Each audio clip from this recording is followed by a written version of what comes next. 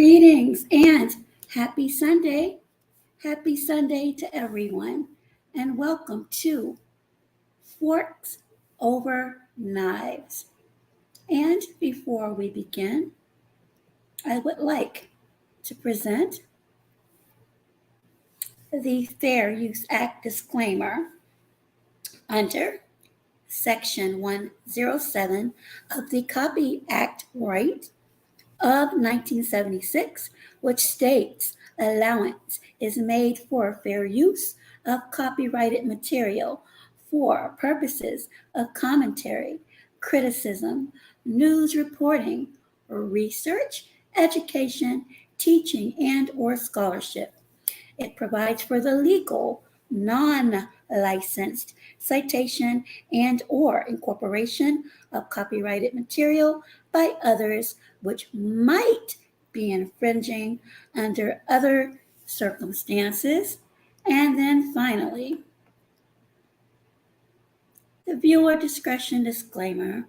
The following broadcast contains mature themes and situations and is intended for adults. Viewer discretion is advised.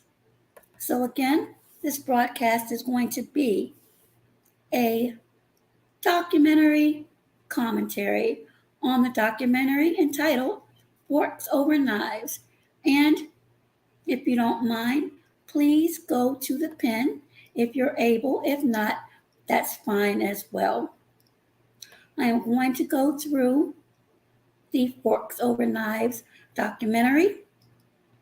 And during that time, I'll stop and ask if there are any questions or thoughts as far as it goes with plant-based and veganism. So, everyone welcome. Everyone welcome. All comments are welcome. Just remember to remain respectful. And without further delay, hey there, Nene Loyal, how are you? We will begin. That is if I do not have any problems with sharing the screen. So again, fair use. And I hope you enjoy this broadcast and that you all will be interactive.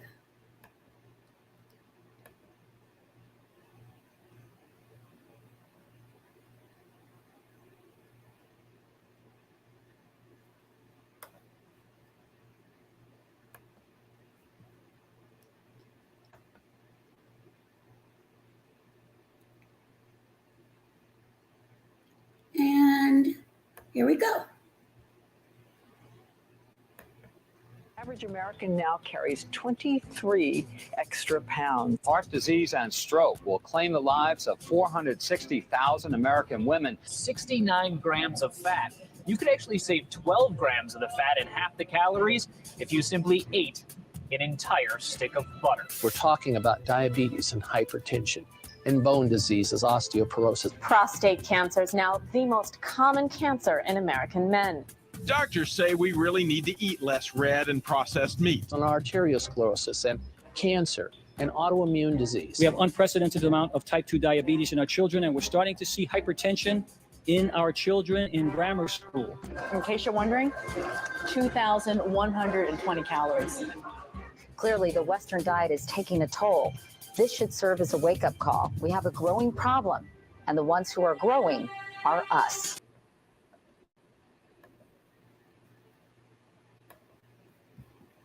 So that was the first part of this documentary. Again, it's entitled Forks Over Knives. Some of you may have seen this already, others may not have, but I'm going to check the comments to see what your thoughts are on the beginning.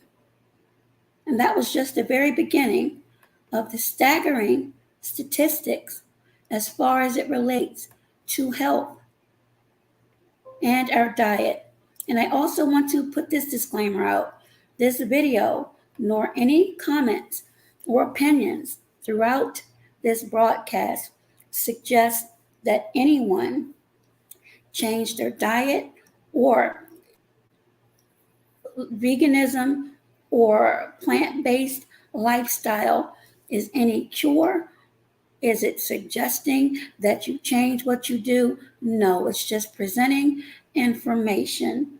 And as I always say, to be prudent and responsible, any additions or subtractions to your normal diet or how you eat or any supplements or new vegetables or foods that you consider to consume, please always consult with your physician first.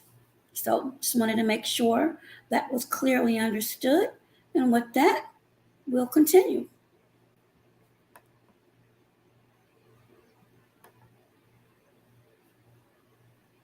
Again, fair use. And thank you for those that are here and those that may catch the replay. It's central to our lives and traditions. Every special occasion seems to involve food and feasting. But could some of these same foods, including several that we think are good for our health, also be causing many of our most serious health problems? Indeed, we're facing a massive health crisis. No less than 40% of Americans today are obese, and about half of us are taking some form of prescription drug. The best-known statin drug, Lipitor, is the most prescribed drug ever in the world. Almost 1 in 5 American 4-year-olds are now considered to be obese. Though Mexican-American and African-American children are still more likely to be overweight. This could be the first generation of children in the United States that lives less than its parents. We spend $2.2 trillion a year on healthcare, over 5 times more than the defense budget. In fact, we pay more per person for healthcare than any industrialized country in the world. Yet we're sicker than ever. You see, there's no money in healthy people, and there's no money in dead people. The money is in the middle. People who are alive, sort of, but with one or more chronic conditions. Obesity, diabetes, heart disease, high blood pressure are all diet-related health issues that cost this country more than $120 billion each year. Every minute, a person in the U.S. is killed by heart disease. 1,500 people a day die from cancer. Combined, these two diseases kill over 1 million Americans every year. Cases of diabetes are skyrocketing, particularly among our younger population. Diabetes. Life-threatening diabetes. 1 out of 3 people born in the U.S. today will develop this crippling condition during their lifetime. Millions of others suffer from a host of degenerative diseases.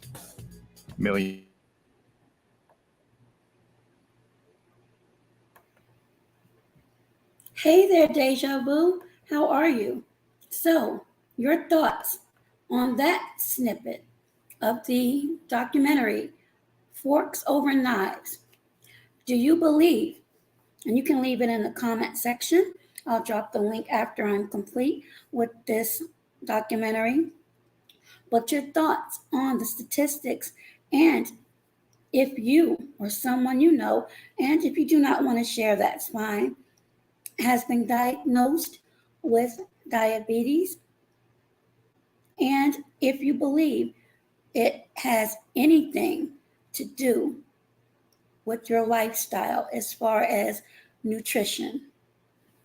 I'll give it a couple of moments to see if there are any comments, and if there are or are not, we'll address them, and then we'll continue with the documentary, Forks Over Knives.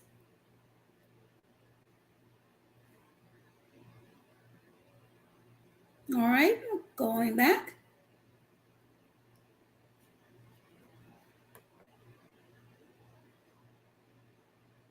And thank you for those that are joining and those that'll catch the replay.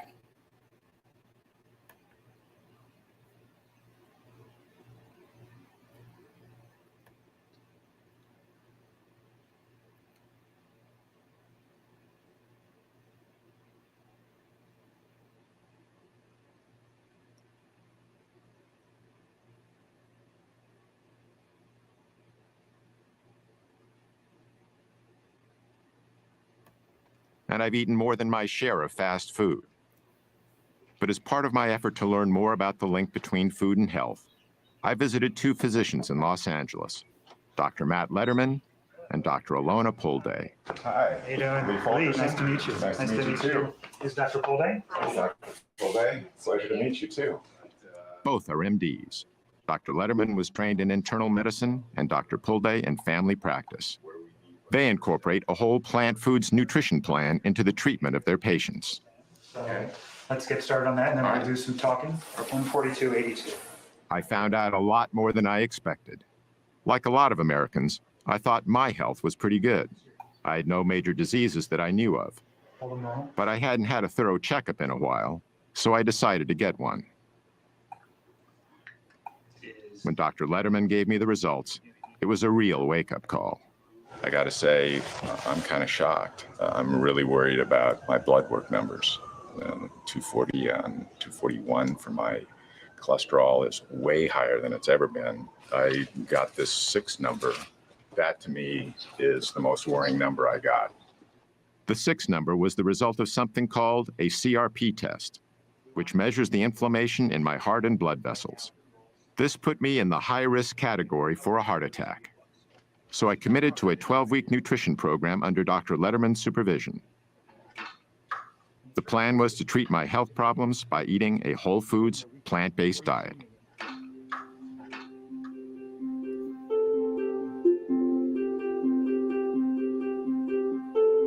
The idea of using nutrition to promote good health is nothing new. Indeed, Hippocrates,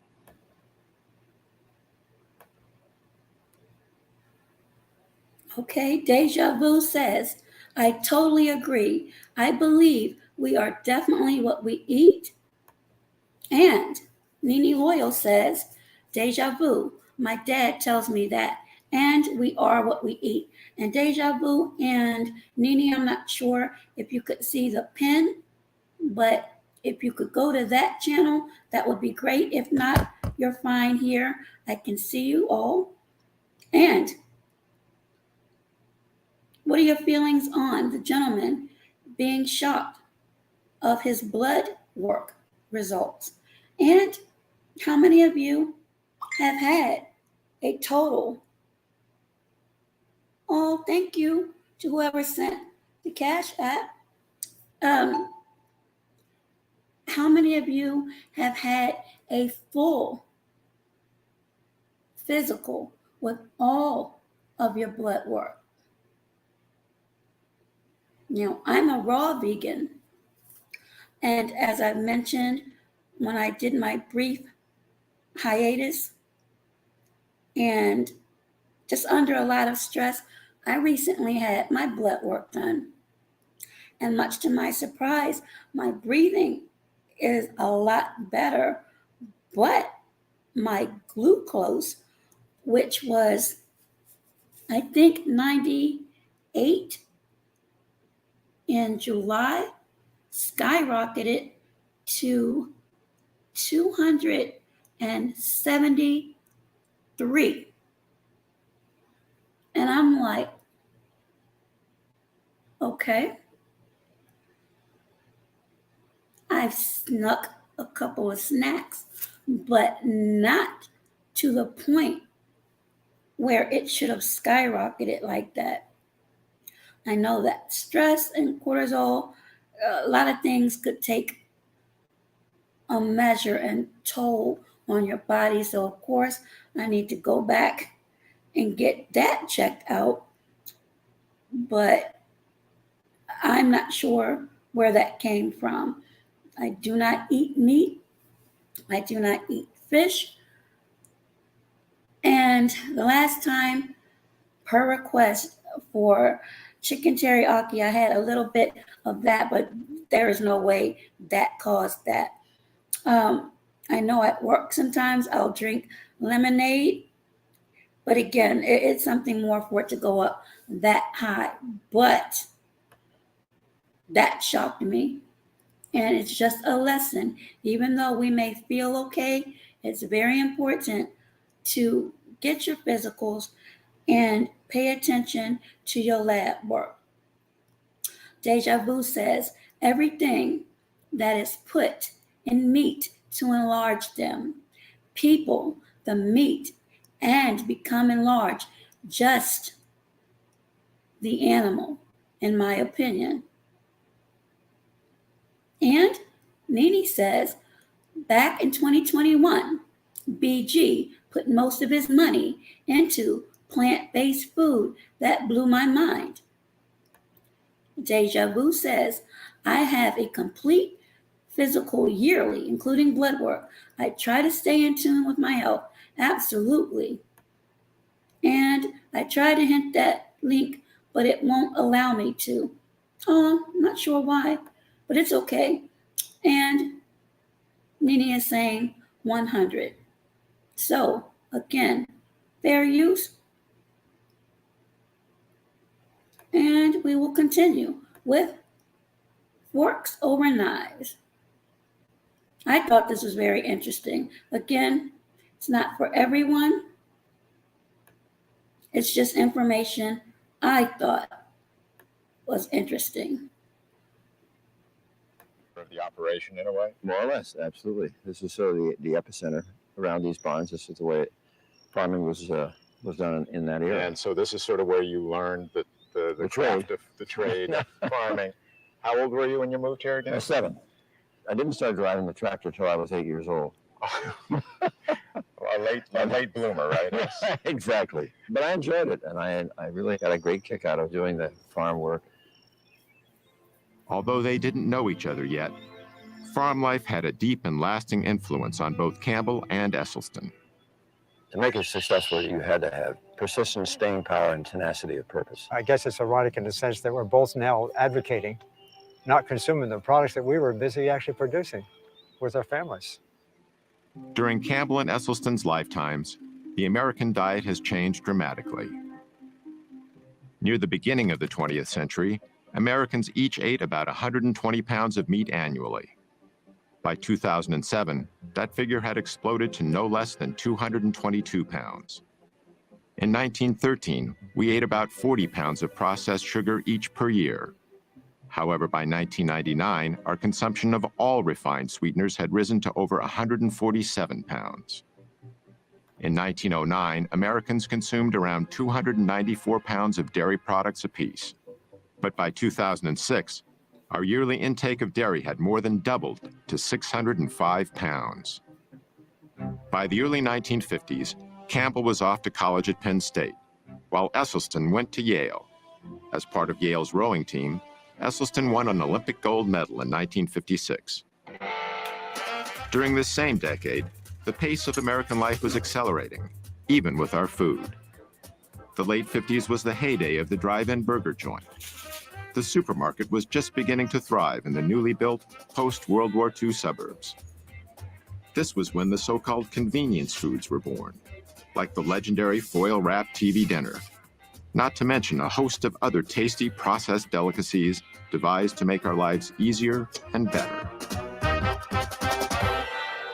By now, Colin Campbell was in graduate school at Cornell University, which had one of the most prestigious nutritional science departments in the country.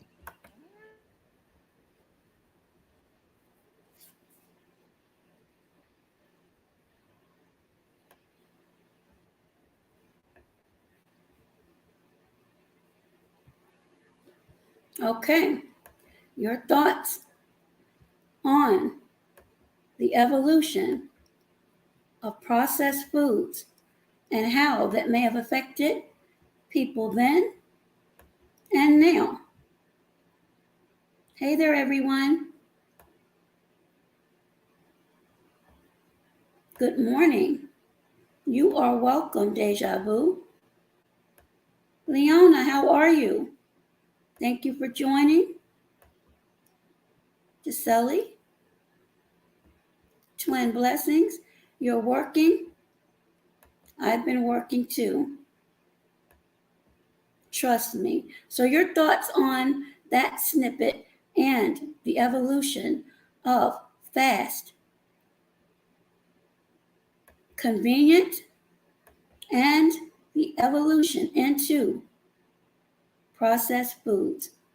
I will give you all a moment to put any comments if you have them in the comment section, and then I'll continue. And thank you all for joining.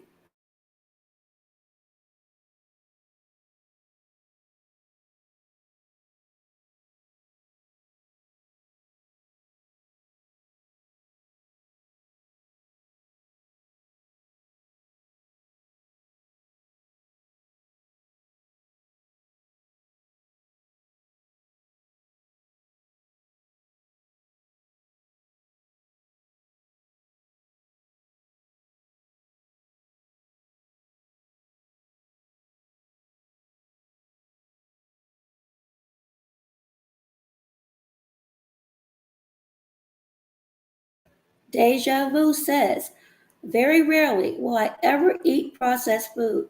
The realist McCoy, welcome. Not sure how long you'll stick around, but I do plan to drop the link if anyone wants to discuss this documentary. And I'm going to drop the link to where, if you're able to go, give me one moment.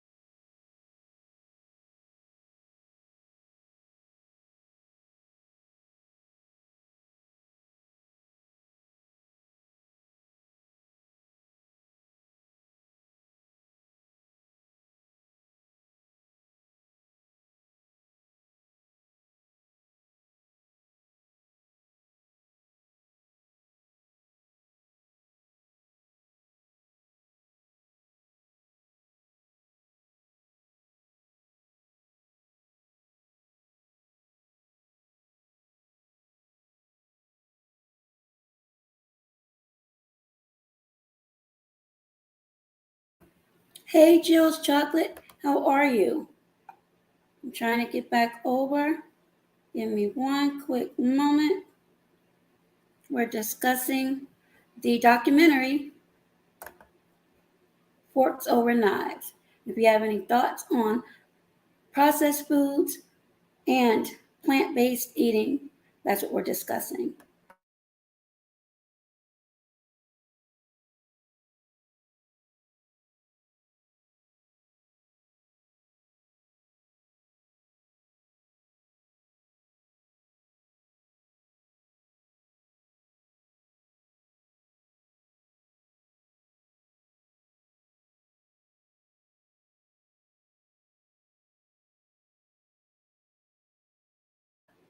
Okay, I just put in the chat the vegan channel where I'm streaming from as well.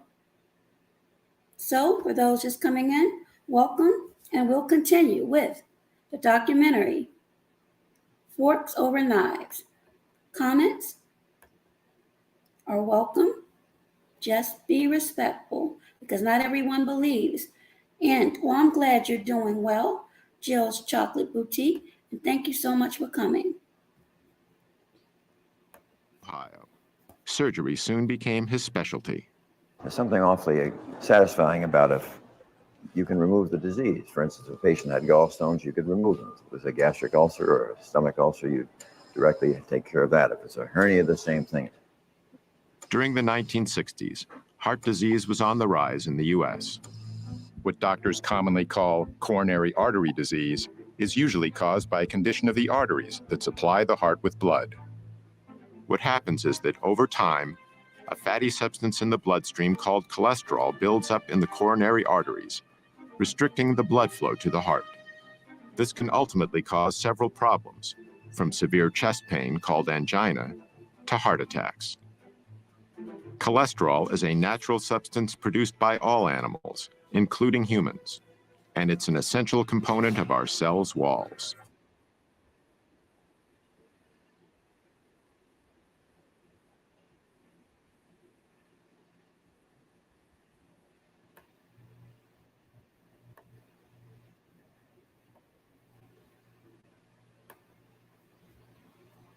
Hey there, Black.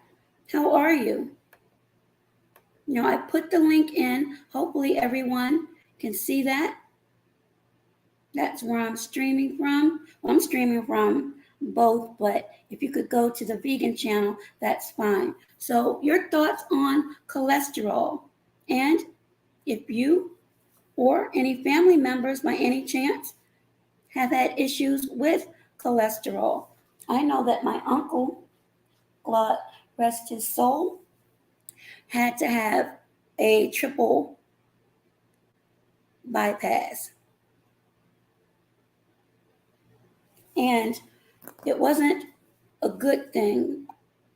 It was because of his diet, but also because he smoked. So we'll give it a few moments to see if anybody leaves any comments about cholesterol and the graphic that they showed about cholesterol. And if you realize that some of the processed foods can cause blockages. Thank you, Jill.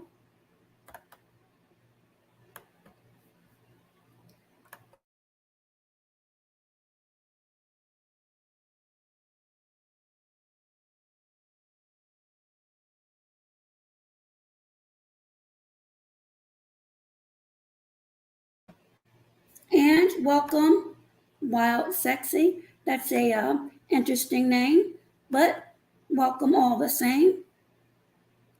Oh, thank you, Nini Loyal. So again, any comments you have about the cholesterol portion of Forks Over Knives, please feel free to leave them. Keep mental notes, and for those that may stick around, I will be dropping the link. And again, fair use. And let's continue. Thank you to everyone that's come in and that shared their comments thus far.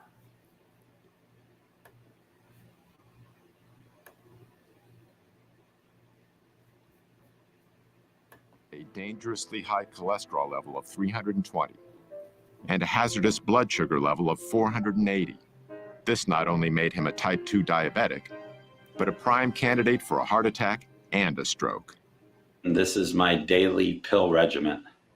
I got 2 pills I take for my diabetes, then I got 1 for cholesterol, 1 for high blood pressure, and then I take Byetta, which is an injectable medicine, every morning before breakfast and every night before dinner. And that's what I've been doing for almost 4 years now. And I know it makes me tired, and I just don't feel normal. I only sleep 4 hours a night or so. I just hate taking them.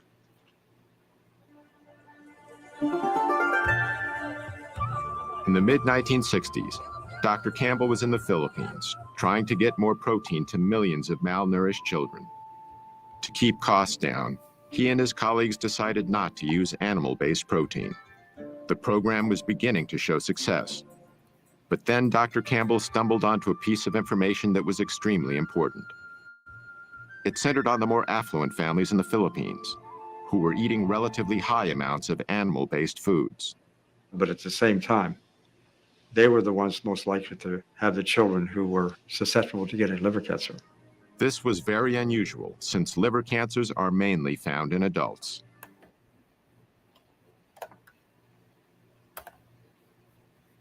Okay, your thoughts on that? And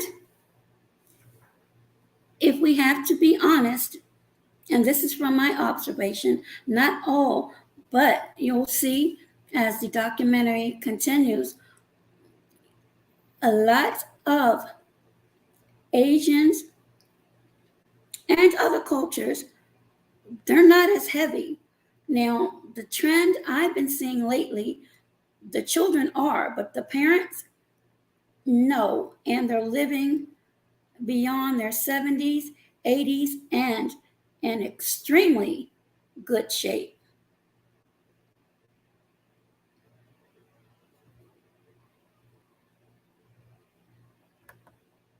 Okay, no problem.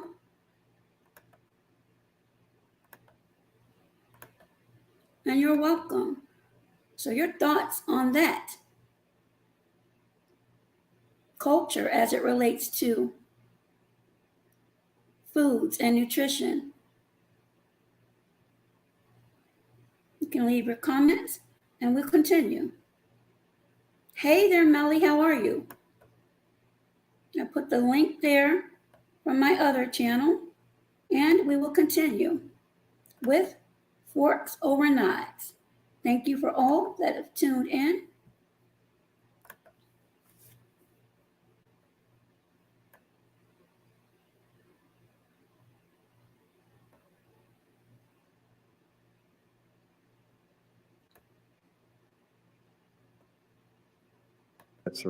They use two different levels of protein. They use 20% of total calories, and then they use a much lower level, 5%. 20% turned on cancer, 5% turned it off. This Indian paper, together with what Dr. Campbell had learned about increased liver cancers in children eating animal-based foods, combined to create a decisive moment in his work and his life. Because we learned that animal protein was really good in turning on cancer. During the same time, the way Americans ate was changing again. The number of fast food franchises was exploding as more and more overscheduled Americans began using them as a convenient way to feed themselves and their families. While the fast food revolution was sweeping the nation, the rate of cancer deaths in America was continuing to rise. As a result, in 1971, President Richard Nixon initiated a program that was dubbed the War on Cancer. We're here today for the purpose of signing the Cancer Act of 1971. And I hope that in the years ahead, that we may look back on this day and this action as being the most significant action taken during this administration. On the front lines of... All right. Do you remember the date? Just to see if you all are paying attention. What was the date Richard Nixon put into law?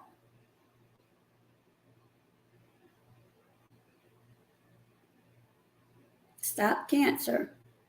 What was the date? 19 what? See if you all are paying attention. Give it a few minutes just to see.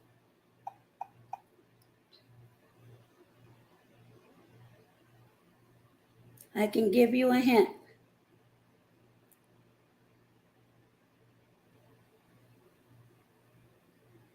I'm well past the age.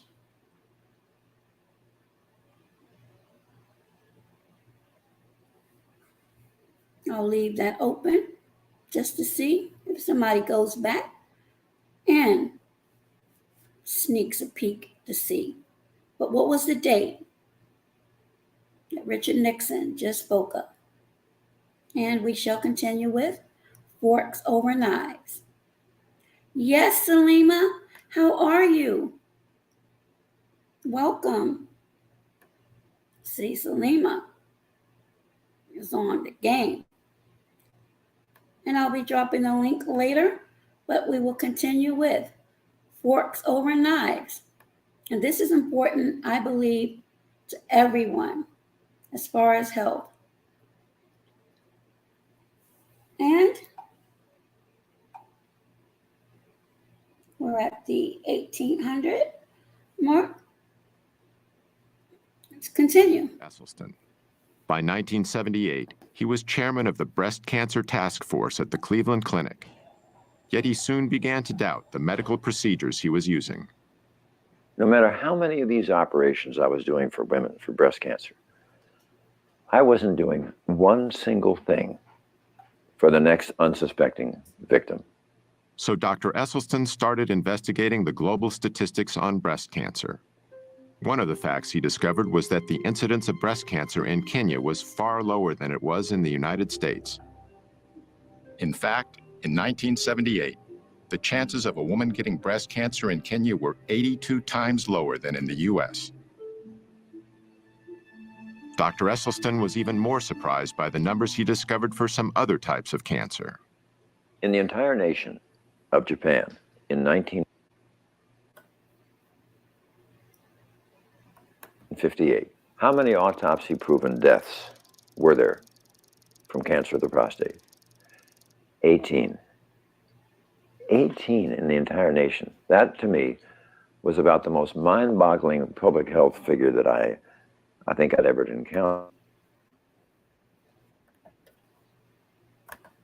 Okay, I'm going to stop that right there for my gentleman that's in the chat. And again, if you want to share, you don't have to. Again, I want this to be interactive. And again, I'll drop the link after the documentary. But how many men, honestly, have had that exam? And I'm not a man, and I can imagine the discomfort and some of the stigma that may correlate with that. But have you had your prostate exam? Maybe some of you have not reached the age yet, or do you have loved ones that are afraid for whatever reason to go get those? My brother, oh God, I'm 54. He's 52 now. He refuses to go. His BMI is much more than it should be. What a man says, he hasn't. Maybe you haven't reached the age, from what I've understood. And again, you have to do your own research. If it's hereditary, it's something that you may want to do. Hey there, D. Jarrell. How are you? We're discussing Forks Over Knives, a documentary on plant-based foods and just a healthier lifestyle. So welcome and thank you so much. I'll be dropping the link later. I don't know if you're going to be around or not, but we'll be discussing this. And I'm not sure if you're at the age yet or not. If you want to share, you can. Have you or males in your family or friends had that prostate exam? And as I mentioned earlier, before you came in, I know that it's an uncomfortable subject. Some men do not like to go to the doctor. And as I mentioned, my brother, who is 52, will not. In the last conversation we had, when I said, you're getting a little bit heavy around the middle, he was calm at first, but then he just blew up like, I'm grown. I don't need anyone to badger me. I'm like, okay, but it's concerning. So, hey there. Zoltan's Aquatics. So I let it go. I prayed that by some divine intervention that the universe will get to him, because I watched my mom deteriorate, and I honestly do not want to see that again. So men and the ladies in the chat, if your family members, loved ones, significant others, all of the above, or any that I may have missed inadvertently, talk to them. Try to convince them. Early detection, to me, is crucial. And Black Edit says, I think the new age for testing starts at 45 now. Wow. So that's something you all may want to think about. So again, thank you for everyone that's come in. And again, fair use, and we will continue with Forks Over Knives. And again, I'll be dropping the link shortly. And there's another link there that I'm streaming from. That's my vegan channel. And I'll be doing a lot more there. And I'm excited about that. So it's there. Here's some more stats for everyone. Population was only about twice the size of Japan's, yet the number of prostate cancer deaths exceeded 14,000. Dr. Esselstyn also discovered that in the early 1970s, the risk for heart disease in rural China was 12 times lower than it was in the US. And in the highlands of Papua New Guinea, heart disease was rarely encountered. The link he noted between all the areas he studied was simple. Virtually, the Western diet was non-existent. They had no animal products. They had no dairy, no meat. Even more compelling to Esselstyn was some historical data that had long been.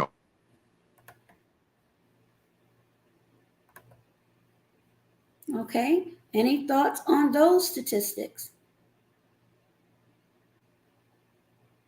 Other countries compared to the United States and the numbers of prostate cancer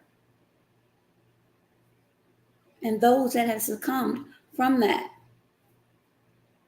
Give it a few moments. If anyone has any comments they would like to leave, and then we'll continue. And again, thank you to everyone that's joined. And to those that'll catch the replay, your comments are also welcome there.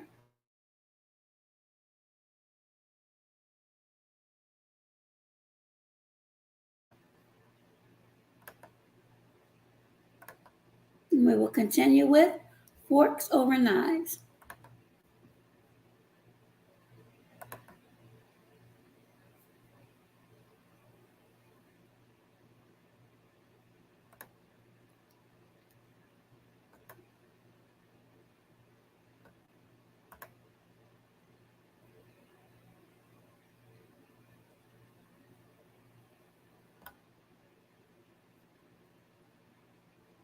rheumatoid arthritis, multiple sclerosis, never overweight. They were in their 80s and 90s and fully functional.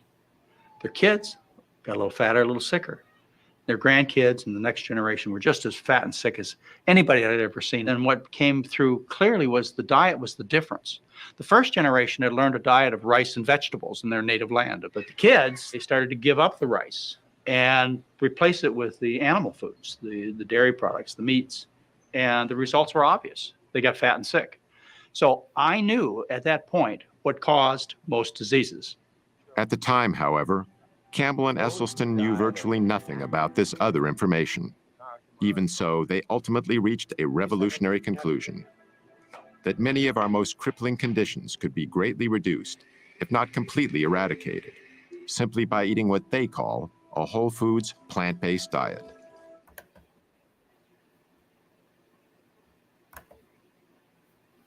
Okay, a whole food, plant-based diet, which is basically, if you break it down, vegetarian or veganism. How many of you are vegans, have thought about it, or you're completely against it?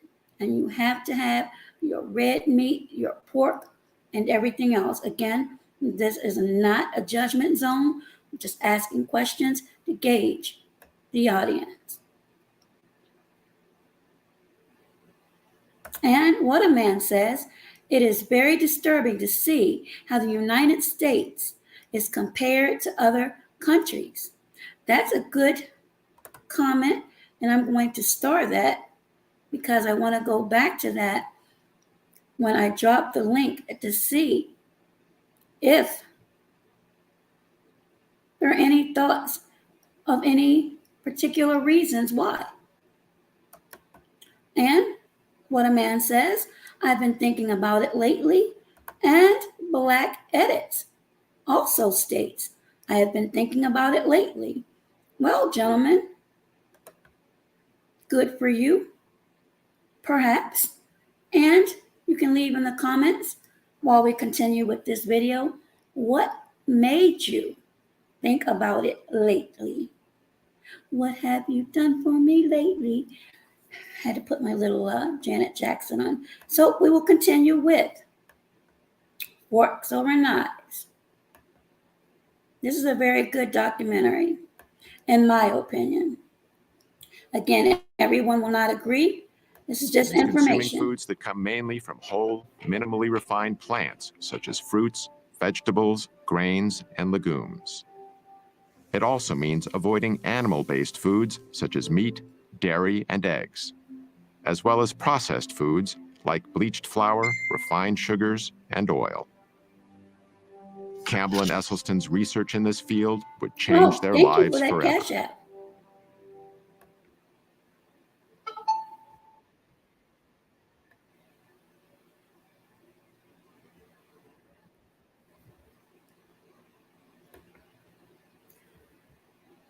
Okay. Your thoughts on that small snippet? Again, thank you for those. I'm not going to call you out for sending the Cash Apps. I truly appreciate it. I just think this is good information, and prayerfully, it's something that will help you or your loved ones, or maybe not. You have to do your own research. But on that snippet, the last part said to do away with meats. Now, honestly, and I want you all to be honest now, how many of you can honestly say, if you're at that barbecue or get together and you see the black hot dog on the end, you can walk away cold turkey, or you see that hamburger with the perfect grill on it and the grilled onions on the grill, that you can walk away, or you can go past a Popeye's fried chicken joint and turn your head, or give up ooey gooey cheese. Eggs every day. And I'll leave this up for a minute, and then we'll continue. Black Edit says, some food doesn't taste the same anymore. Now I'm always thinking about what's in it. That is another good comment that I'll come back to. And if anyone has any other comments or thoughts or anything they would like to offer, you're welcome to do that. Black Edit says, if it's pork, I can pass right by it. And Black Edit says, some food doesn't taste the same anymore. Now I'm always thinking about what's in it. And that's what I wanted to go back to, as well as Waterman's comment, which was, it's very disturbing to see how the U.S. is compared to other countries. So, questions, or my thoughts, or your thoughts. Black Edits, why or what has made you wonder what may be in it? Is it just something subconscious or something you've read or seen? And with that, we'll continue. And thank you, everyone, for being interactive. Again, this is Forks Over Knives.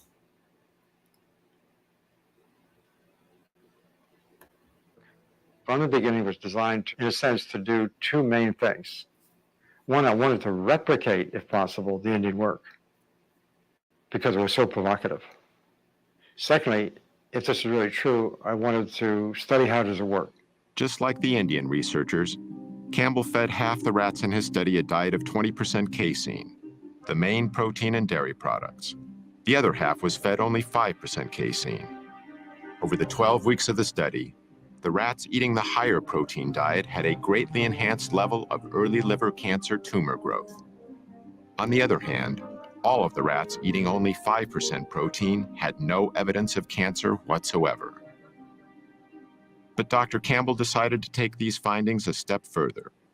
This time, instead of keeping his test rats on the same diet throughout the study, he kept them in one group and switched their diets back and forth between 5 and 20% dairy protein, doing so at 3-week intervals. The results were astonishing. Whenever the rats were fed 20% protein, early liver tumor growth exploded. But when the same rats were given 5% protein, tumor growth actually went down. I mean, this was so provocative, this information. We could turn on and turn off cancer growth just by adjusting the level of intake of that protein.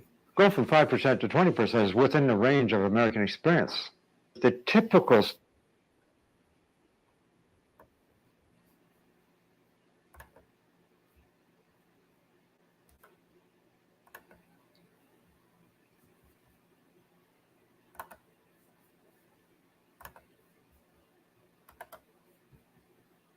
No problem.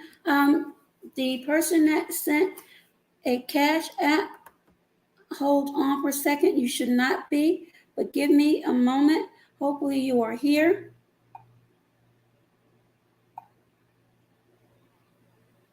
And let me see what's going on. Nene Loyal says, I'm still here frying me some buffalo fish and fried green tomatoes. I've never tried that.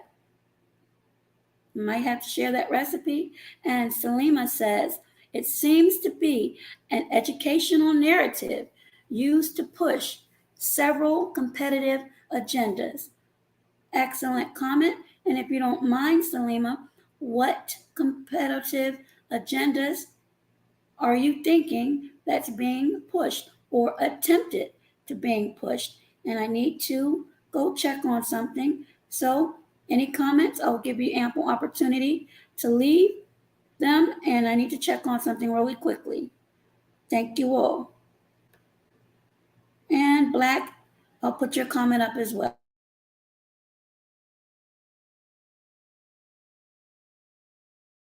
And for those of you that may not be able to see this, I'll go ahead and read it really quickly while I check on something.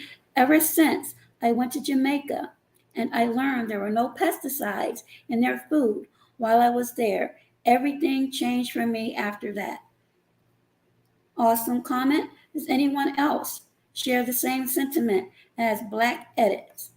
Give me ample opportunity to go check something really quickly.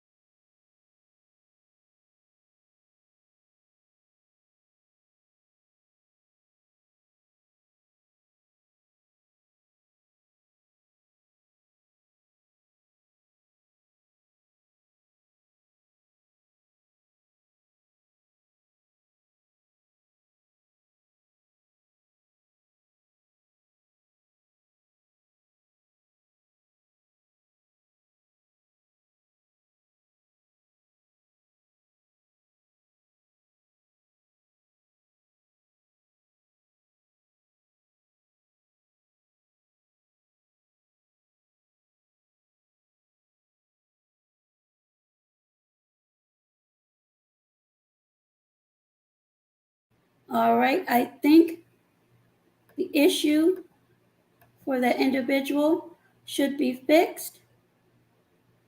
Prayerfully it is. Kahea, how are you? And we will continue with forks over knives.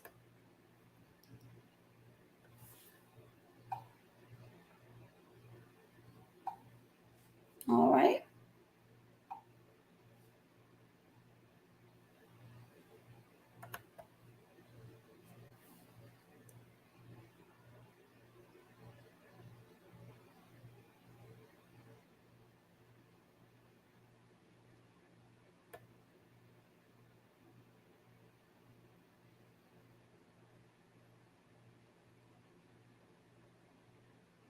St. Louis, Missouri.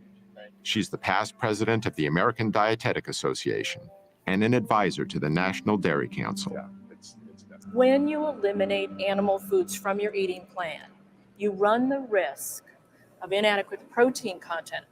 Animal proteins provide all the amino acids that we need for cell growth, tissue repair, and overall health. Eating whole foods, it's virtually impossible to be protein deficient without being calorie deficient, because even if you take the foods that have the least amount of protein in it, let's say potatoes, for example, or rice, 8-9%. Well, isn't that's the figure we more or less need? Dr. Campbell's research led him to a conclusion about the way genes, chemicals, and nutrition interact to promote cancer. Cancer starts with genes. It might be genes we're born with, it might be genes that are actually changed by a chemical. So those genes become capable of producing cancer cells. Whether we do or don't get cancer is primarily related to how we promote those cancer cells to grow over time. That's where nutrition comes into play. They go much more rapidly when they were fed animal protein. Dr. Campbell and other nutritional scientists have found that only a small percentage of cancer cases are caused solely by genes. I think the general consensus in my field is that probably not more than 1 or 2% at most is attributed to the genes we may or may not have. And that's the most helpful and hopeful information I give people, because if you go through life thinking that what happens to you from a health perspective is based on your genes, you're a helpless victim. My diet was pretty abominable. I thought the two principal food groups were caffeine and sugar. Dr. Pam Popper is executive director of the Wellness Forum in Columbus, Ohio, and an expert in the areas of health and nutrition. The women in my family are all overweight. I'm not. I don't eat and live like they do, so I've changed my health destiny by not engaging in the same habits. Over the next several years, Dr. Campbell initiated more extensive lab studies using various animal and plant nutrients. The results were consistent.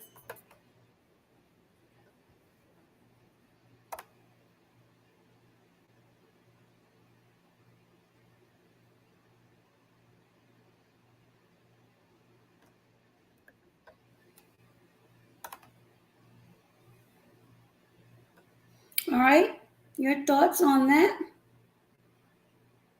And Selena says they're giving some truth about the diet, but at the same time, they are pushing sustainable farming practices, solar panel that's global warning, BS, to justify engaging the bank's Paris Agreement. And I am going to star that. I don't know if you're going to be around when I drop the link, but that's very interesting, and I'll read it again. They're giving some truth about the diet, and I would like to say that I don't look at, this is just me, vegan as being a diet. It's a lifestyle change for me because of my health issues, but this is very, very, very interesting and a different perspective that I need to look into. Selena Ellis, again, thank you. They're giving some truth about the diet, but at the same time, they're pushing sustainable farming practices, solar panel, this global warming BS to justify engaging the bank's Paris Agreement. And Leonia, thank you so much. Don't forget, if you can, click on the link to the other channel. If not, You're fine here. Again, this is fair use as we continue with forks over knives.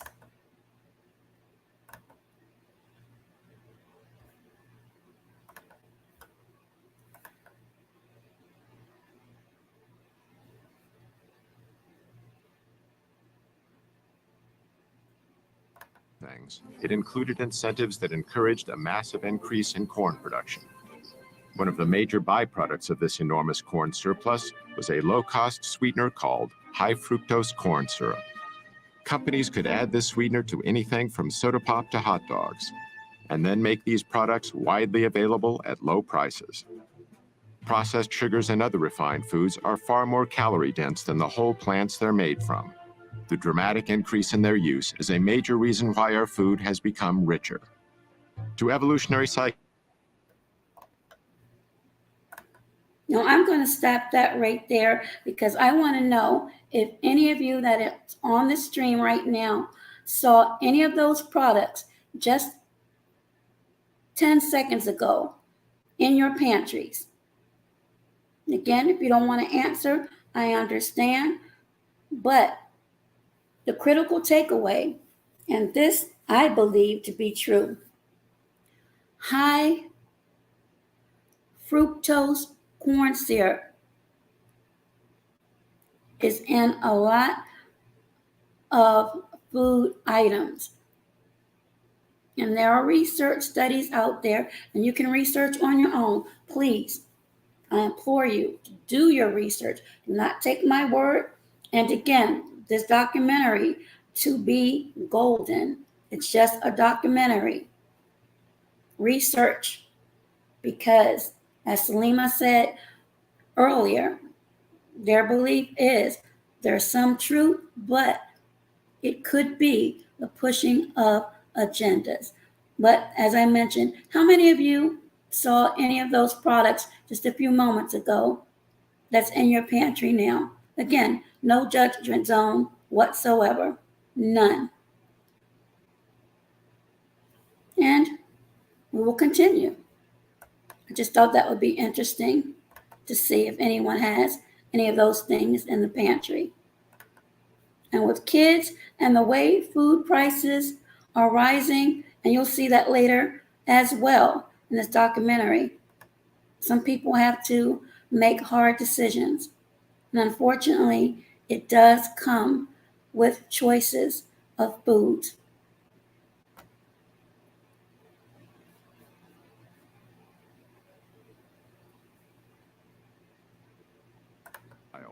The consumption of unnaturally dense foods is the main cause for the epidemic of obesity in America. It isn't that people become more self-indulgent. It isn't because they're lazier than they ever were. What's happening is that their mechanisms of satiation are being fooled. The process starts with a range of receptors in our stomachs that help us gauge how much food we've eaten. These include stretch receptors to help measure the sheer volume of food in our stomachs. We also have density receptors to help determine the caloric density, or what we more commonly call the richness of our food. For instance, 500 calories of natural plant food fills the stomach completely, triggering both our stretch and density receptors to signal our brain that we've had enough to eat. But 500 calories of unnaturally rich or processed food fills the stomach far less, deceiving these receptors into telling our brain that we need to eat more. Even worse is 500 calories of oil, which is almost pure fat and barely triggers any response at all. The problem with weight management in humans is that if you make these foods completely artificial, which we do today, you wind up with a problem that people have to overeat just to be satisfied. But why do these concentrated foods that are so harmful to us give us so much pleasure? Dr. Lyle says the answer is related to a system called the motivational triad. This is a trio of biological mechanisms that nature has designed into every creature on Earth so they can survive to pass their genes on to the next generation. The first leg of the motivational triad is pleasure seeking. And primarily two things are the cause of that. And those two things are food and sex. So in the case of a great white shark, it's basically got a neon sign flashing across its forehead saying food, sex, food, sex. Okay, your thoughts on that? The correlation between food and intimate relations.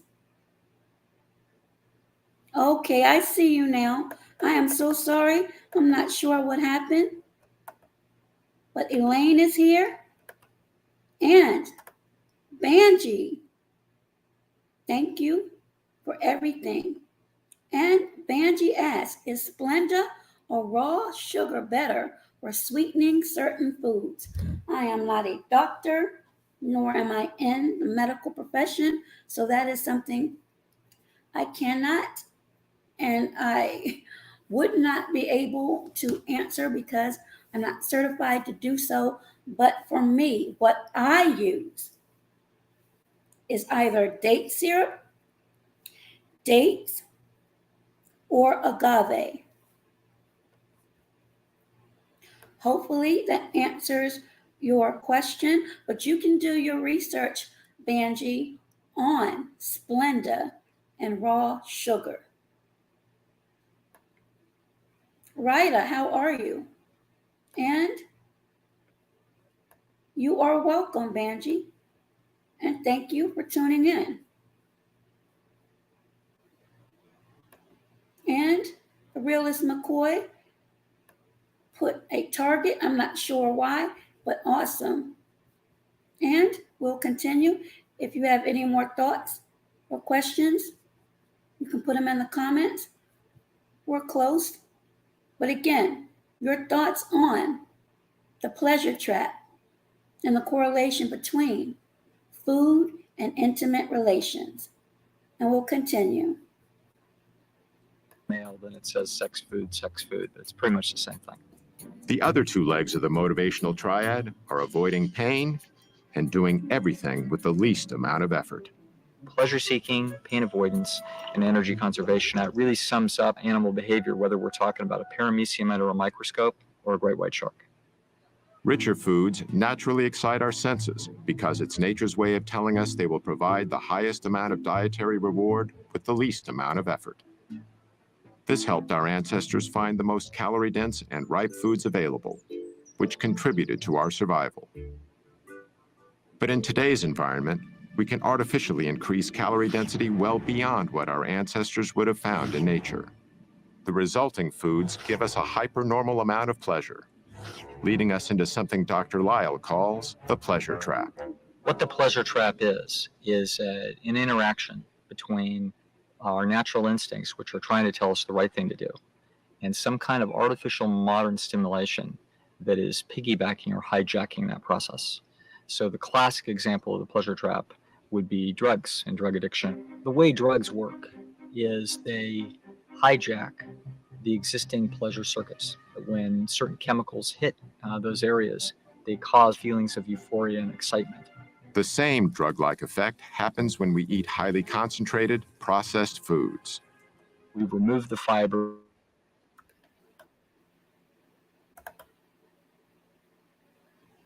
Your thoughts on that? The pleasure trap, the stimuli, if you will, of certain foods. As we all just watched that delicious looking cone. And the Realist McCoy says, Target met. You're on point with your answers of agave, dates, and deer syrup. I only use raw agave. Oh, awesome. Okay. Well, hopefully you'll be around to speak later. But yes, that's what I use, especially in my smoothies. I just ordered some today when it was on sale. So again, everyone has to make the decisions that are best for them. But again, I implore you to always consult with your physician with anything that relates to your health and the health of your loved ones. And we shall continue with Forks Over Knives.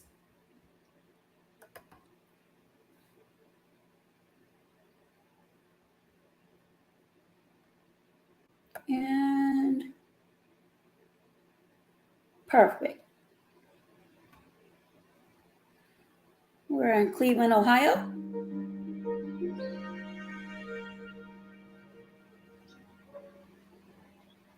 Sandera Nation lives in a quiet suburb in Cleveland, Ohio, with her 5 children. In October 2008, she was stricken by a strange illness. I want to say something, but it's not coming out. I'm getting really shaky and sweats, and then I'm cold and I'm sick and I'm fatigued and my stomach hurts and everything. So I went to the doctor. And that's when they diagnosed me with hypertension and diabetes. Like Joya Coyne, Sandera was treated with expensive prescription drugs. I was in denial for a while. I heard what they said, but I was in denial. Like, I still ate things I shouldn't have. I didn't really get the education that I needed to know. So I really depended on that pill to save me. Then Sandera met with Dr. Esselstyn, who recommended that she treat her illnesses with a whole foods, plant-based diet. Let's come on in and we'll get to work. I was a little nervous, but he made it real easy for me. I was real interested in what he had to say and what he was going to teach me in the new journey that I would be taking with him.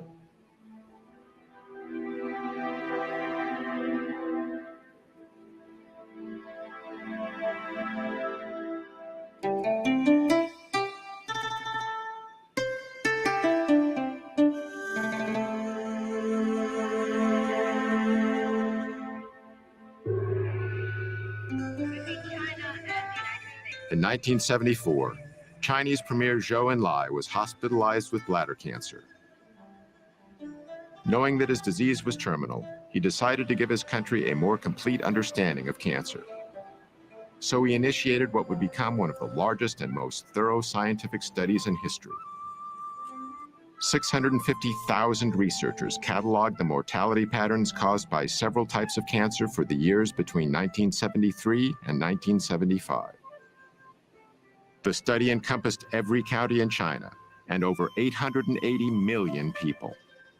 Zhou died in 1976, years before his study was complete. Okay, and you'll need how many shirts then? Probably 3? Yeah. Okay. Zhou Enlai's cancer study would ultimately have a major impact on what Dr. Campbell himself has called the capstone of his research.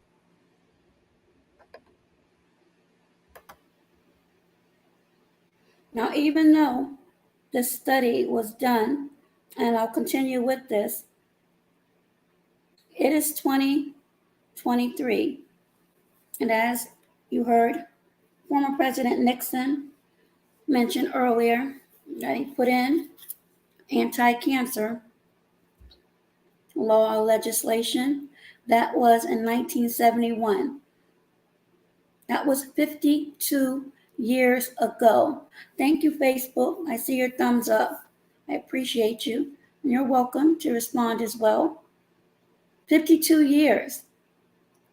And we still have people succumbing from this disease, even though millions, perhaps billions, has gone into research from fundraisers, from agencies, and even with what Salima stated earlier about agendas, it makes you wonder. You have many success stories about the whole foods, plant-based diets. However, we're still having a lot of people succumb from these diseases that were aforementioned. So with that, we will continue. And again, any thoughts or comments are extremely welcome and encouraged.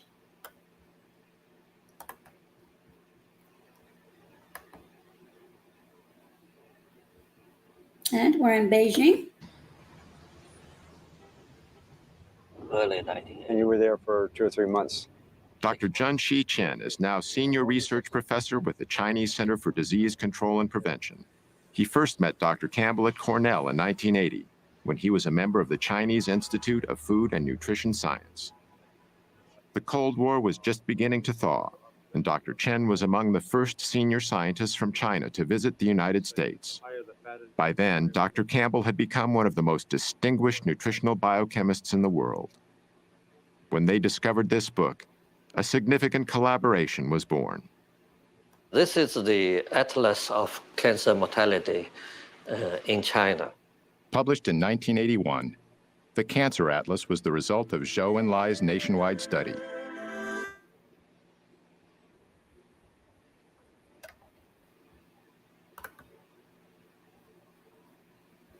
And this is going to show some statistics as far as research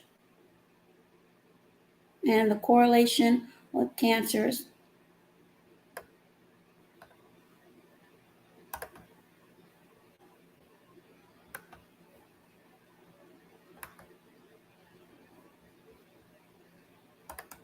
Of different types of cancer in China, which tended to be clustered in certain hotspots. The same was true with cancer after cancer, and the counties with the highest levels were often far greater than the counties with the lowest levels. So, for example, esophageal cancer, according to this cancer map, the mortality has 400-fold difference among different counties in China. That's huge. Yeah, and I understood that in the United States, only several-fold difference. Maybe twofold is another. Yeah.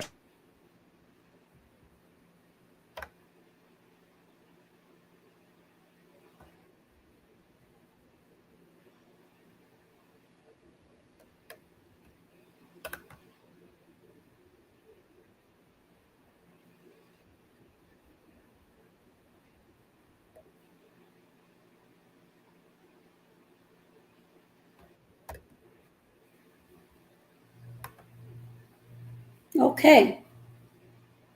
Again,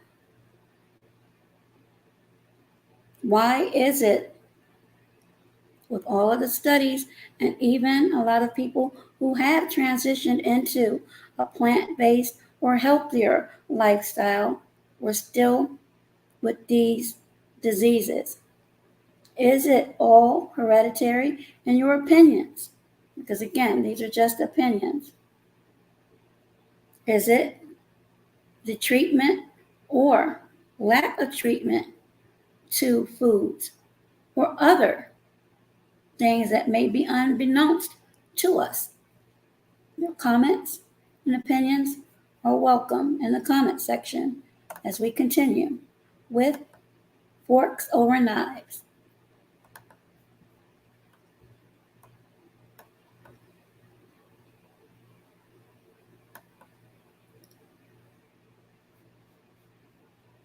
Minimal amounts of cholesterol-reducing drugs.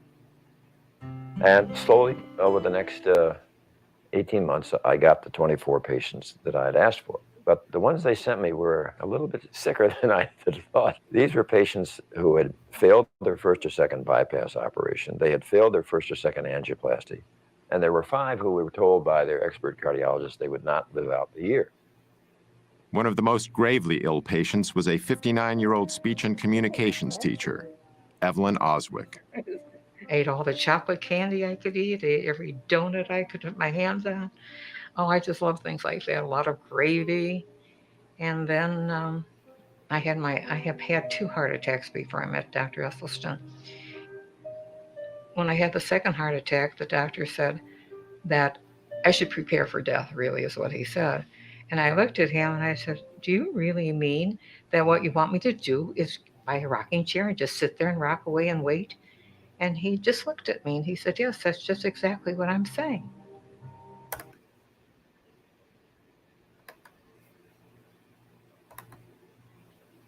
So, how would you feel if you met with your doctor and they put you through a battery of testing and told you exactly what the woman you just saw on the screen was told, that she should prepare to transition? Salima Ellis says, not lack of treatment, just lack of knowledge about what is real food and proper nutritional intake. And I'll read that again, and thank you, Salima. Not lack of treatment, just lack of knowledge about what is real food and proper nutritional intake. Now, Salima, in your opinion, Is it because when you say lack of knowledge, is it because people don't want to know? Is it because of the convenience? Or apathy? You can place your comments in the comment section, and I'll continue with forks over knives. And again, thank you to everyone that's come in, and those that'll catch the replay, and those that'll stick around when I drop the link.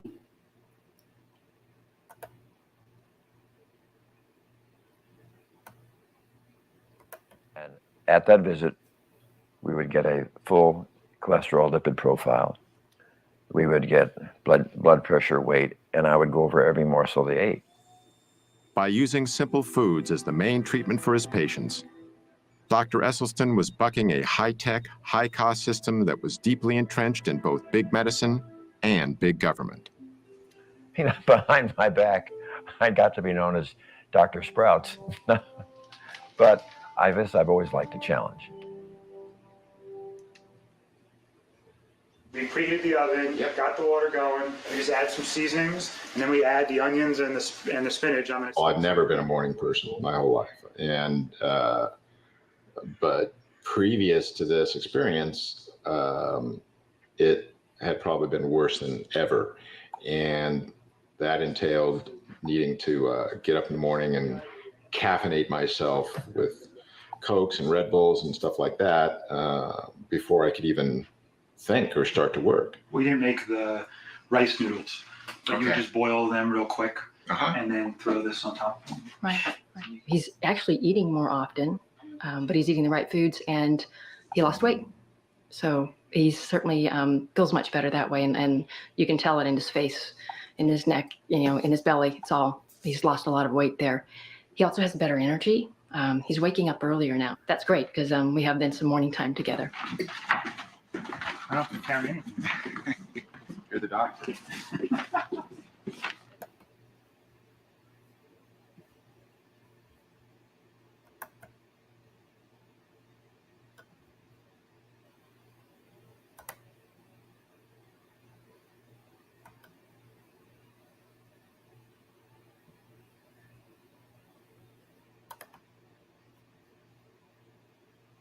Now, your thoughts on how much of this could be a combination of proper nutrition, as Salima mentioned, and willpower, because it is my belief that the mind is mental and extremely powerful. So the combination of the two could, in my opinion, be a factor. Not all the time, in some cases, but in other cases it could be. Comments? And we'll continue with forks over knives.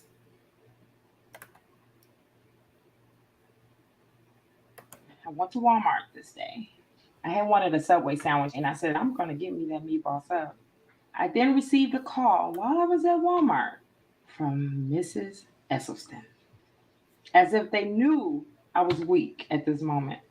She stated, promise me you will not eat anything from Walmart. Gave me chills to know that she called at that moment. Therefore, I left the store without getting that meatball sub.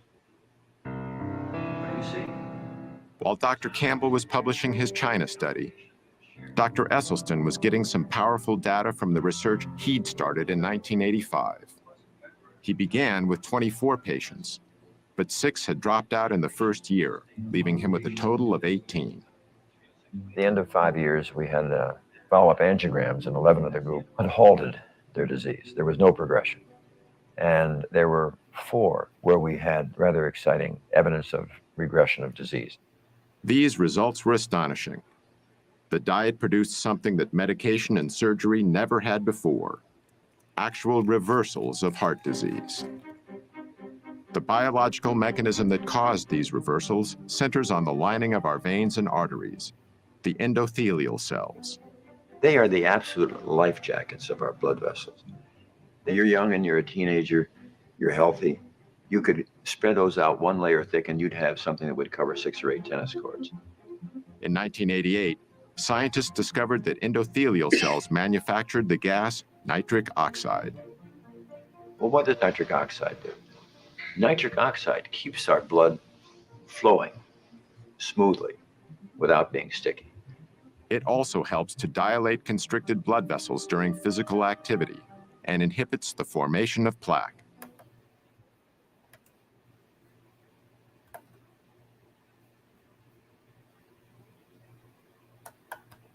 Okay. Your thoughts on plaque buildup? And have you all heard of plaque buildup?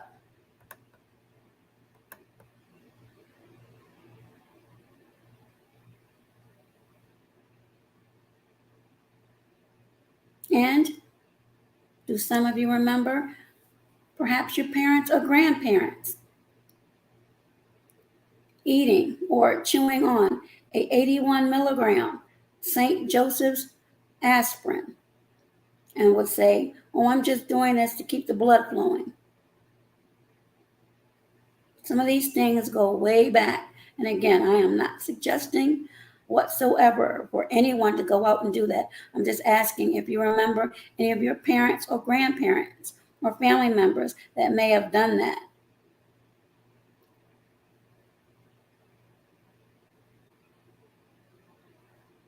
And I'll see if there are any comments, and then I'll continue with forks over knives.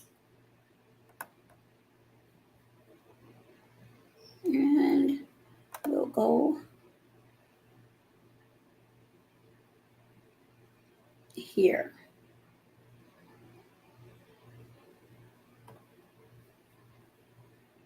Patients also noted another change. When you're young, when you're a teenager, you see a female and so on, it gets kind of excited.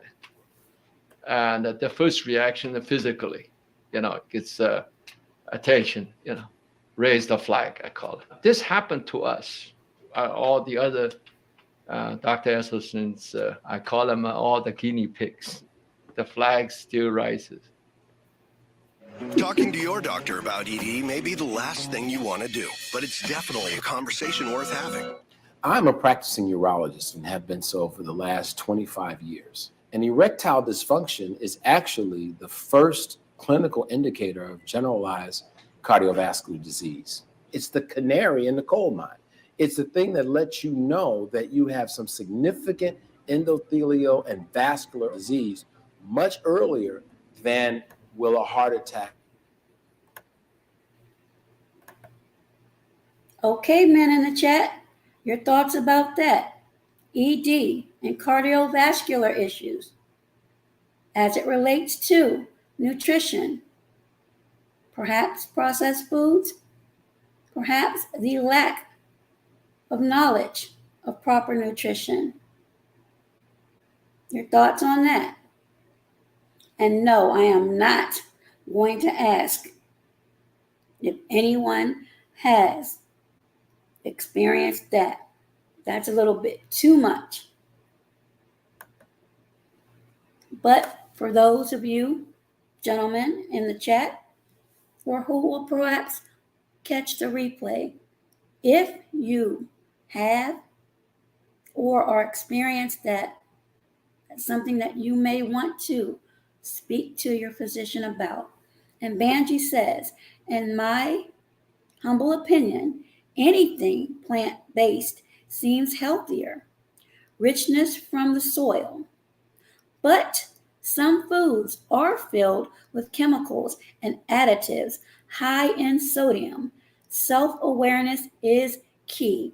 Absolutely. And Banji, if you'd like, can you please let everyone know what is sodium and where you can find the level of sodium? And I'll leave that for you to respond at your leisure as we continue with Forks Over Knives, documentary. And again, that little portion was about ED.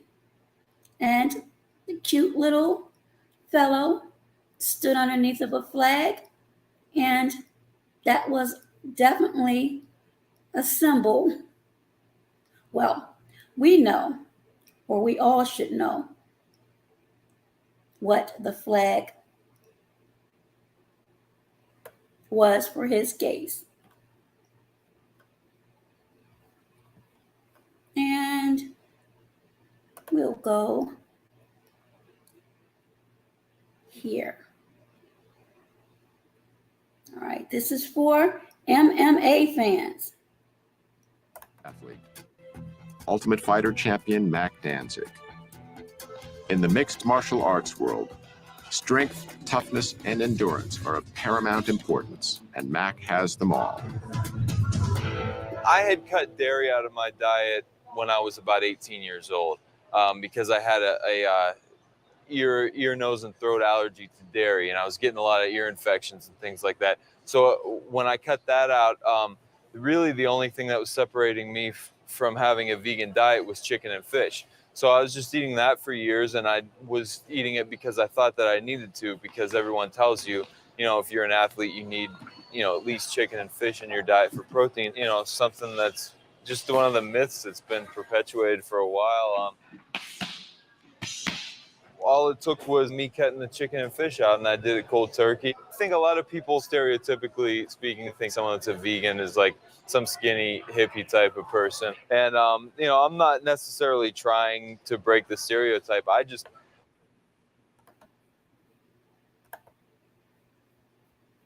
Okay, your thoughts on the MMA, gentlemen, and being able to walk away from chicken and fish cold turkey. Is that something that anyone in the chat or who may catch the replay think that they may be able to do? Now, if I have to be honest, and I will, I love salmon, and I keep saying I'm going to get a nice cut and grill it on a plank. I haven't done that at all this year. And I may not, but again, if I were to eat fish, that would be my choice because of the omega-3 content. And it's a fatty fish. So, your thoughts about that? And we'll continue with forks over knives. Again, thank you for those that have come in and those that will catch the replay. We're almost done.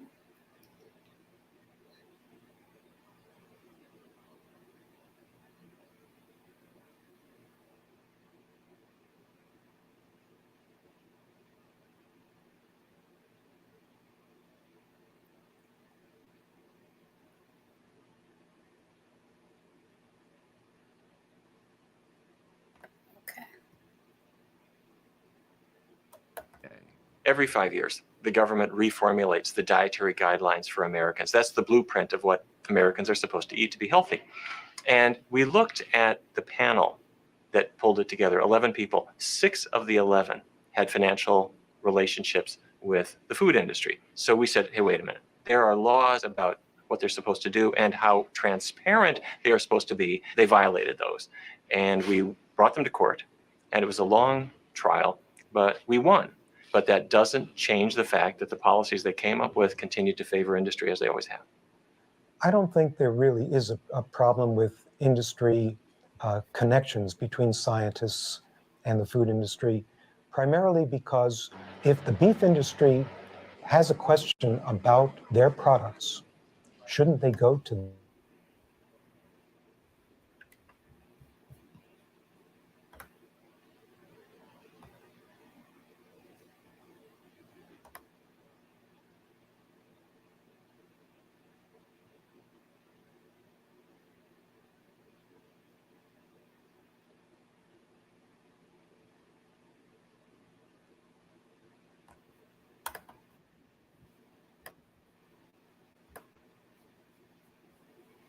Hey there, Six Bows.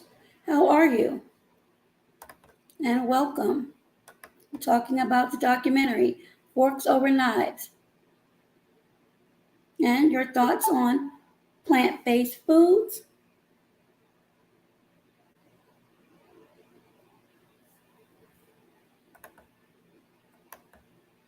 and veganism. And to me, again, is not a diet for me, it's a lifestyle change. So we will continue with this last portion. Again, this is Forks Over Knives.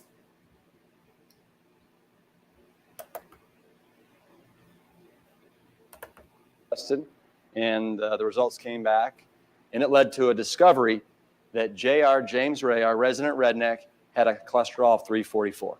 Pretty much means you're knocking at death's door. And so what we did in an act of solidarity is the next day we went about eating a plant-strong diet to basically save his life and save his arteries. The men agreed to change their firehouse diet.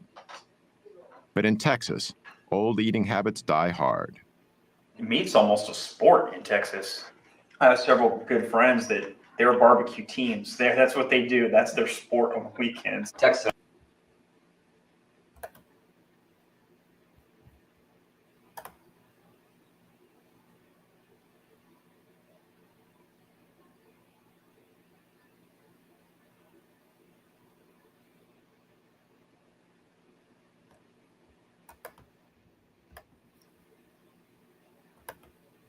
Now, I've been to Austin, Texas, back in the day for work, and I will kid you not, they had some of the best barbecue. And when you went there for work, they would feed you, and I'm talking super huge portions. I'm glad you're enjoying it, Six Bows, and this is the last part. Again, I was just going through a few, but you can see the entire documentary on YouTube. And again, this is fair use. The link will be in the description for those that may want to watch it in its entirety. Resides within each of them to avoid life's most poignantly tragic and painful events. You just don't have to have those kinds of events. I believe it with all my heart. If anyone listens to this, and they really should look at their refrigerator and look at their diet and give it a try. You lose weight and you'll be healthier. Nothing could lose if you just take a few weeks and try. You could see how easy it is. I'm not going to say it was difficult. Again, I made up my mind. This is what I'm going to do. I never felt like I wasn't getting what I wanted. So I didn't have ice cream. So I didn't have the donuts. So I ate something else. I can thank them in every way I can think possible, and my doctor, especially Matt, when they just can't understand what it's done to change my life. And it really has, not just mine, my family's, everybody's. It gives me shivers talking about it because it's so serious. It's a life-changing experience. You can be in control. And I stress this because there's so many things going on in my life that I'm not in control of. And that's my message. You can't control your outcome of your body. Eat to live and don't live to eat.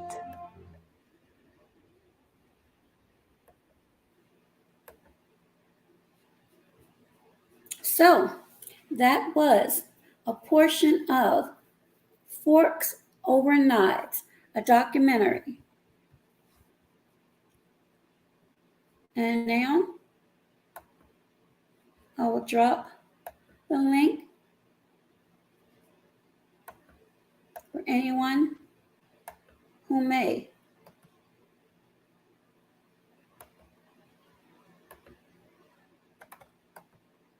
to come up and share their thoughts or opinions. Have any questions? What made me decide to go vegan? And if you've thought about it, or this is something that really doesn't move you one way or the other, you're perfectly happy with your food choices and your health is fine. I would like to know that too. because again, everything isn't for everyone. And Banji says, oh, not sure if salt or sodium go hand in hand, but too much of it is not good for high blood pressure. More of a chemical found is in table salt. Absolutely. And there's so much research out on that. I try to stay away from processed foods nowadays. Absolutely. So the link is there for anyone who would like to come up and talk about a whole food, plant-based diet, or if they feel as though they need their lean meat, their fish, poultry,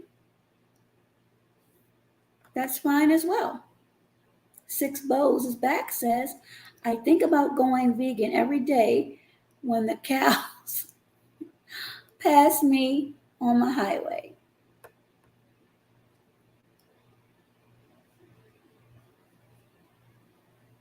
Okay, the link is there, and I do have another quick video. Of course, this is the dissenting side, and it's entitled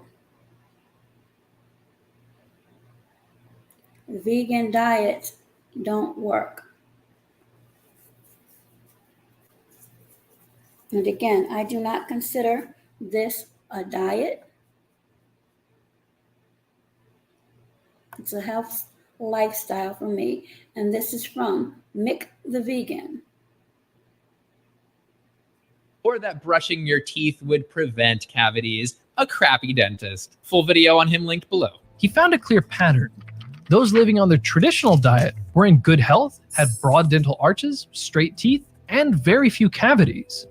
However, other groups in the same area who started eating these new modern foods developed crooked teeth. He then points to an increase in plant foods like refined sugars and oils. And we know that refined sugars are bad for your teeth, but they do not. And that's another reference to refined sugars. So we'll go back to Vegan Diets Don't Work, debunked.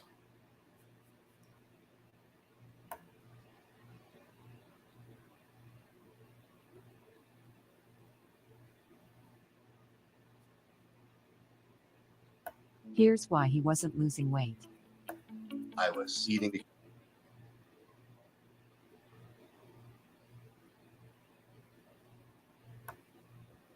Okay, because I was stressed out, candy bars and chips and donuts. Will increase the general not work as human beings because they can't drink your little cow excretions, huh?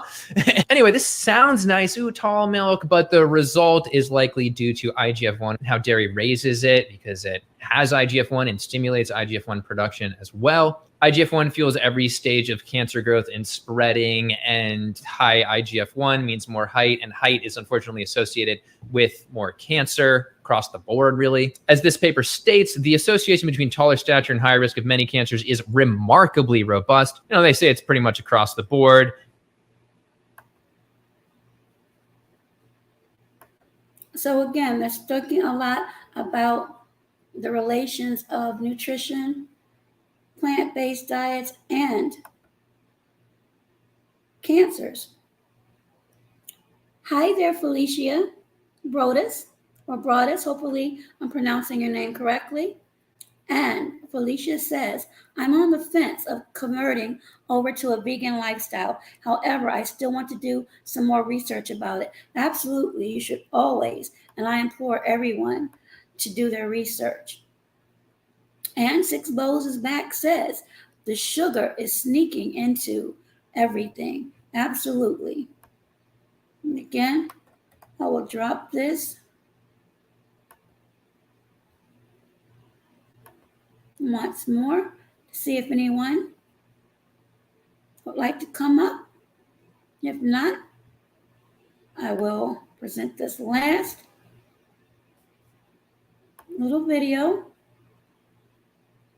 And again, you're welcome to ask me any questions as far as my vegan lifestyle is concerned.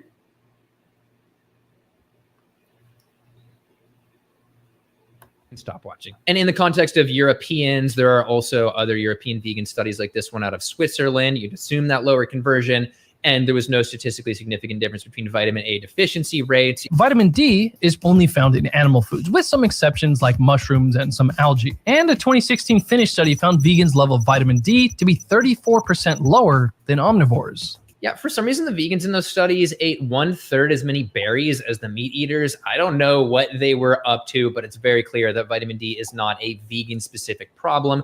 Looking to this paper, yeah, about 1 billion people on Earth are vitamin D deficient, and half of them are insufficient. That's just insane.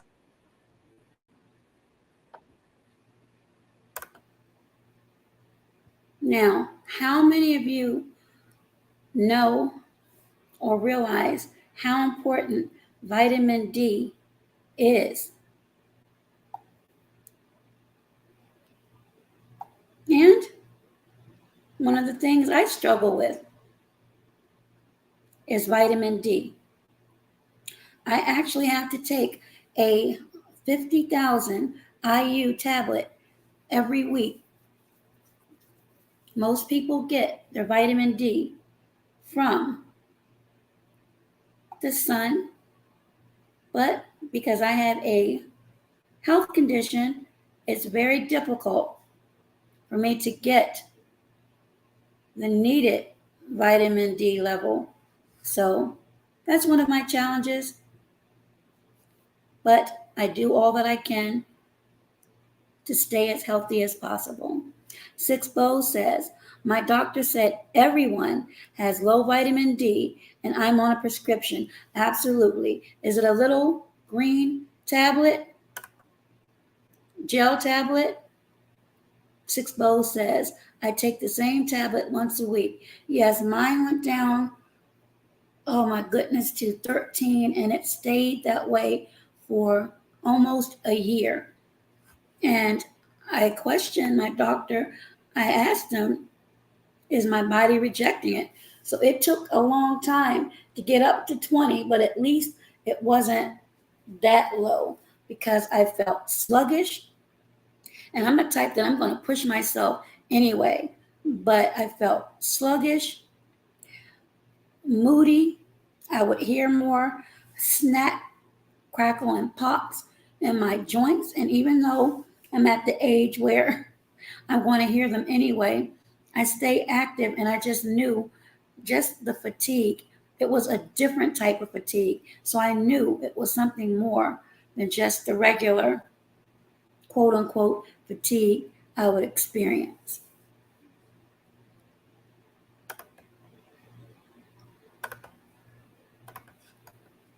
And I think Six Bows is speaking about if it's that green gel tablet, then yes.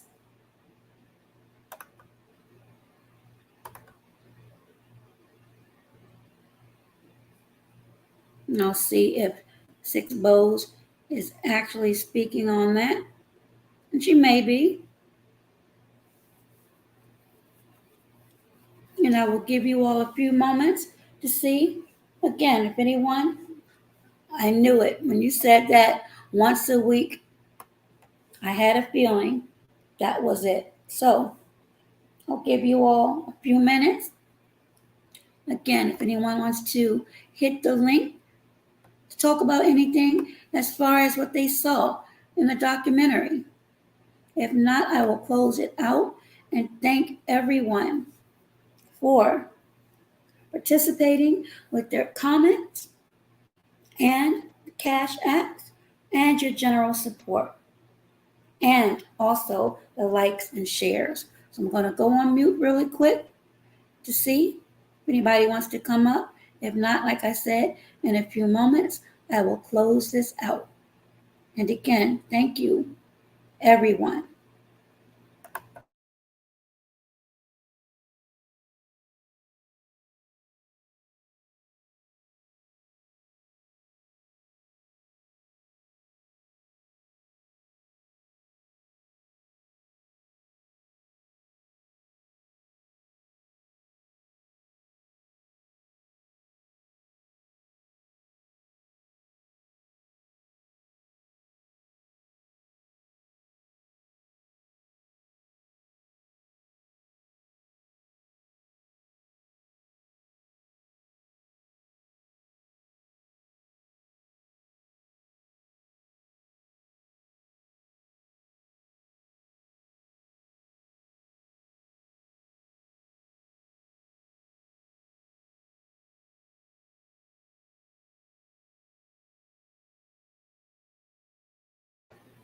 Thank you, Banji. Banji says, enjoy the information shared, including the footage. Have a good night. You too. And again, make sure that you check with your physician as far as a question you had on sugar and Splenda.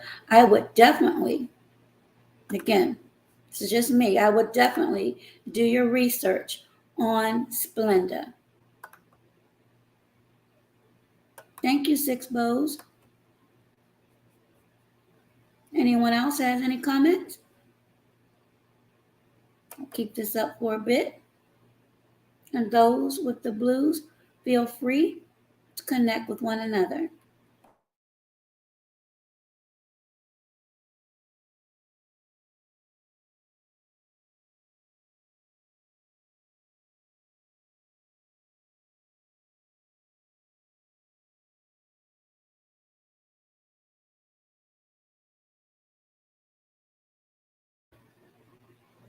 You as well, Felicia. And thank you.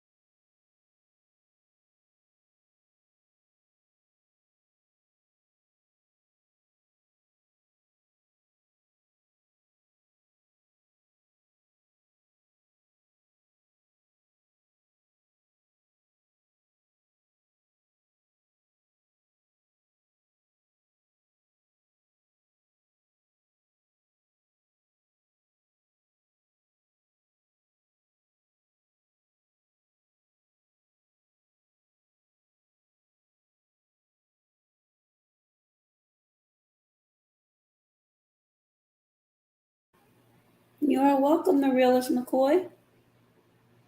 And if you all haven't already, please make sure you subscribe up to my vegan channel. Please and thank you.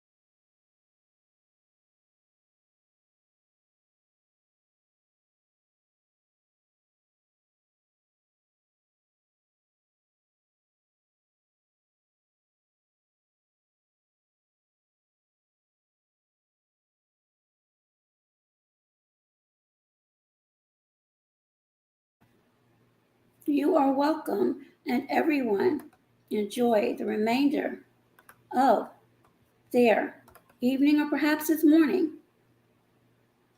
It's at the 2 hour mark. So, again, thank you everyone for tuning in to Forks Over Knives. And for those who catch the replay, your comments and thoughts are welcome.